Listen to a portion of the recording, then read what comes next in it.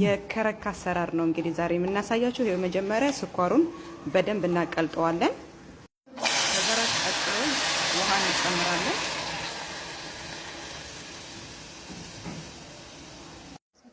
ዘአፈራን፣ ሄል፣ ሻይ፣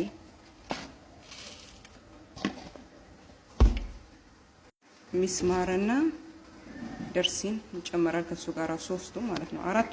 አራት አይነት ነው አይደል? 5 አይነት ነው ያደረግነው። ከዛ የተዘጋጀው በሙሉ ይሄው በአንድ ላይ ማደባለቅ ነው እንግዲህ። ከዛ ቀጥሎ ደግሞ ኮርኔሽን እናስገባለን። ይሄው እንግዲህ እንደምታዩት ባለሙያ የሆነች ጓደኛ ያለችኝ ያው እንግዲህ በመጨረሻ አጥልሎ እንግዲህ ይሄው አሁን ዝግጁ ነው። ያው በመጨረሻ እንደዚህ ከረክ ተዘጋጅቶ እንግዲህ ወደ እንግዶቹ እየሄደ ነው።